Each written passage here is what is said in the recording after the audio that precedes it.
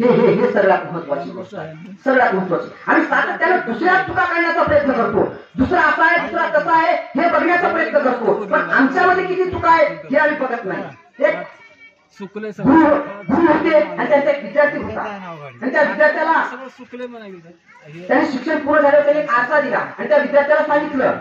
तू कोणाच्याही पुढे जा आणि त्याच्या समोर जर असा आरसा धरला, आरसा धरायचं आणि त्या माणसाच्या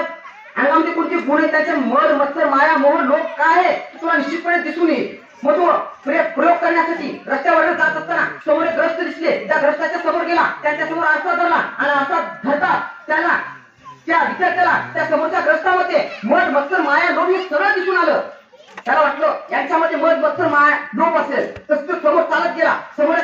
स्त्री येताना दिसली, त्या स्त्रीच्या समोर त्याला आरसा धरला आणि त्या स्त्रीमध्ये सुद्धा मध माया मोह लोभ मत्सर सगळं दिसत होतं. समोर गेल्यानंतर अजूनच्या व्यक्तीच्या पुढे त्यांना आरसा धरला, त्यांच्यामध्ये सुद्धा मध माया मोह लोभ मत्सर हे सगळं दिसत होतं. त्याला वाटतं सगळे लोक खराब आहेत की काय म्हणून तो परत त्याला वाटलं आपले किमान गुरु तरी चांगले असतील म्हणून तो आपल्या गुरुकडे गेला आणि गुरुच्या समोर आरसा धरला आणि गुरुमध्ये सुद्धा त्याला मध माया मोह लोभ मत्सर हे सगळं दिसलं. त्याला वाटलं आपण ज्या गुरुजवळ इतकं वर्ष शिक्षण घेतलं ते गुरु सुद्धा चांगले नाही, त्यावेळी त्या